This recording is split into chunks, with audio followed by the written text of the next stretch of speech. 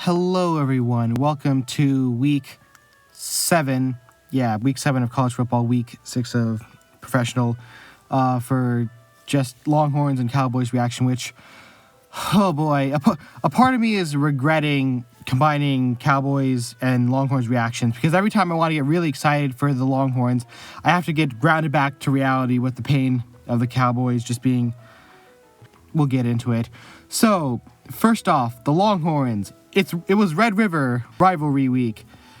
Bringing Oklahoma over to the Cotton Bowl, ready for a spirited fight. And, okay, I've been complaining a lot about Texas starting off really poorly in the first quarter. But, oh my God, it's the only reason I keep doing that is because they keep doing it. They keep not playing well in the first quarter. So Oklahoma was up 3-0 at the end of it, at the end of the first quarter, and I was kind of nervous because, like, oh boy, here we go again with losing to Oklahoma when it matters again. But then we get a touchdown, so back on top. Then we got another, and then it kept happening, and yeah, the game got out of hand really fast. So Texas ended up dominating. I don't think we even let them score a touchdown. It was that brutal. And just a very dominant performance by the Longhorns here. There was a couple of things that I want to point out. Ewers was okay. You could tell that he was very rusty, but especially after the first quarter, he started to kind of get his groove back a little. But that doesn't stop, the whole first part of the game being bad for him. The running game was still really solid. I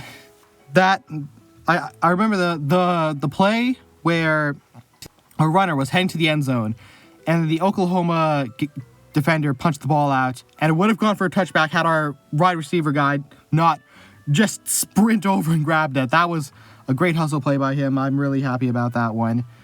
And as for the defense, I don't know if it was actually that the defense was great. I mean, the defense was good, don't get me wrong.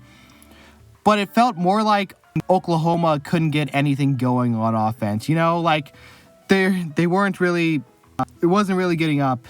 They weren't really doing a whole lot. And like first quarter, they were getting a lot of first downs. They weren't getting touchdowns.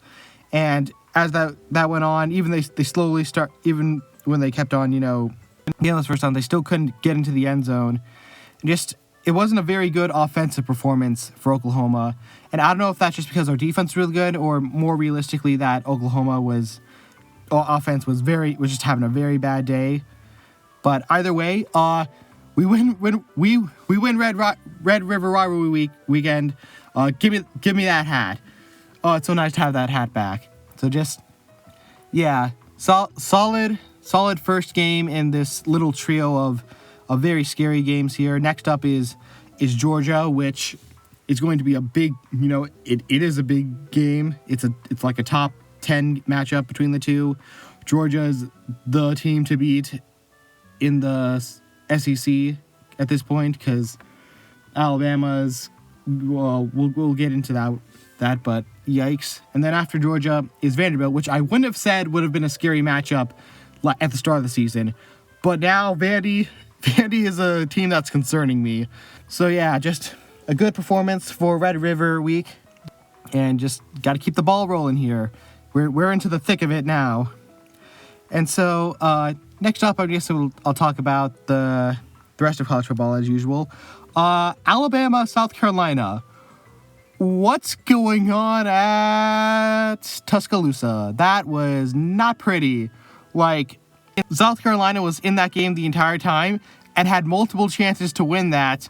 And the only reason they did it is because they're South Carolina and their fandom is pain. So naturally, any chance to hurt the fans, South Carolina will absolutely do.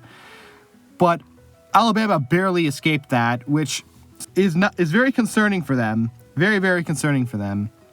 Next game I watched, well, I was kind of half flipping between, because, the main thing I wanted to watch at that time spot was Red River. But Notre Dame crushed Stanford. That was very ugly for Stanford.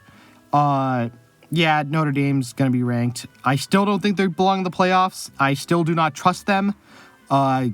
this game against Georgia Tech. That's going to be interesting for them. But yeah, they've bounced back from that NIU game at this point. Granted, Notre Dame likes to troll me, so they might just get crushed by Georgia Tech this coming week. But yeah, Notre Dame crushing Stanford.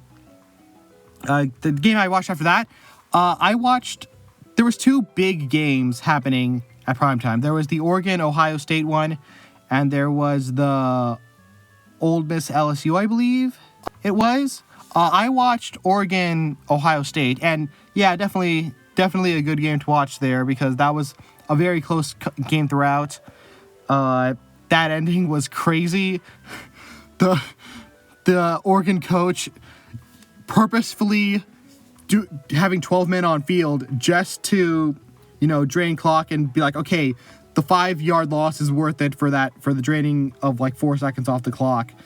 That was genius. And then Ohio losing on the QB sneaking the ball for no reason. So Oregon wins that. That was a massive prove-it game for Oregon, and for once Oregon actually proved it.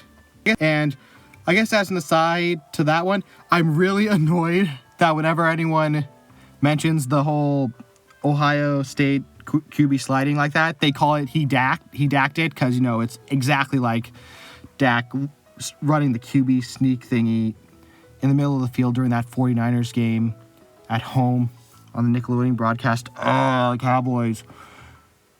But yeah, that was the game I watched. That was a really good game to watch. But apparently the LSU game was an overtime one that had a field storm afterward. So I wish I had watched that, but unfortunately I didn't. But yeah, that's my thoughts on the rest of the college football world at this point. And so I guess I gotta talk about the Cowboys now. So the Cowboys faced the Lions, and this was a game I was worried about because A, the Lions are a really, really good team. B, they're a team that freaking hate us because, as a little reminder, last time they played us, they should have won that game, but they didn't because of a BS call where the ref said, hey, the guy that they threw the ball to on the 2-point conversion wasn't reported eligible when he clearly was. And so they've been hating us ever since. And this game was their revenge, and it was brutal. It was awful. It was so... Oh, man. How do I put how disrespectful this was? They tried the big man touchdown again.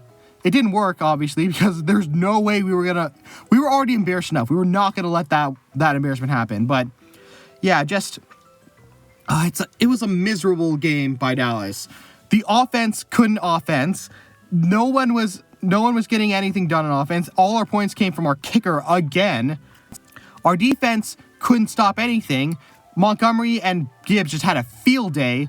It was both ends of the ball were terrible.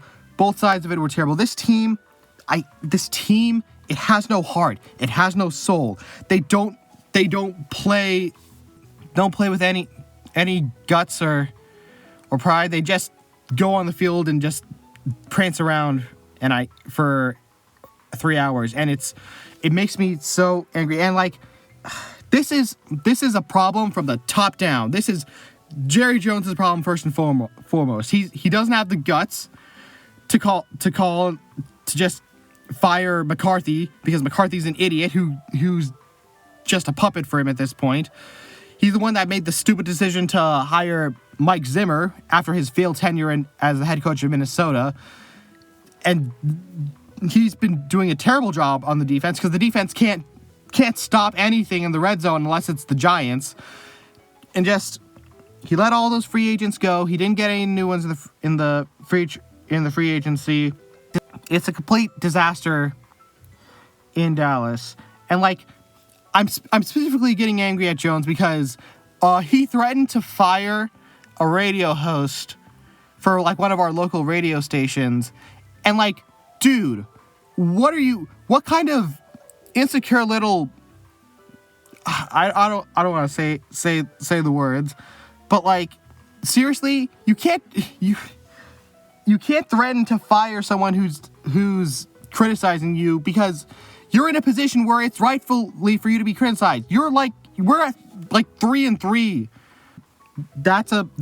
And all of our losses have been in embarrassing fashions. We gave up like 160 points at home, which is ridiculous. And just this team, this team doesn't want to win. It just wants to sell tickets, and I'm so upset with it. And we're going into a bye, and then after that we have to play San Francisco in Santa Clara again. And my confidence with this team is at an all-time low at this point. It's really bad looking out there. The Cowboys, we are so screwed. So yeah, that's the embarrassment of the Cowboys, and I don't really want to talk. I guess I'll talk about the rest of the NFL at this point, but honestly, I didn't really watch anything else. I had school, I had a project that was due, and B, I didn't have it in me to watch Sunday night or Monday Night Football after that Cowboys game. But in terms of the 1 p.m. slot, the only game I really super paid attention to was the Philadelphia-Cleveland game, because man, I don't know how Philadelphia barely beat Cleveland when even the Giants beat them pretty handily. But yeah, that was an ugly, bad game. That was just yikes. But that was also pretty much the only game I really watched outside the Cowboys-Lions one, which, So yeah, those are my thoughts on the Longhorns and the Cowboys. Longhorns are doing really good. Cowboys and my suffering. But yeah, so join me next time as the Longhorns take on Georgia and the Cowboys have a bye week, which, thank God, that means I don't have to watch them this week. So thanks for watching, and until next time, bye.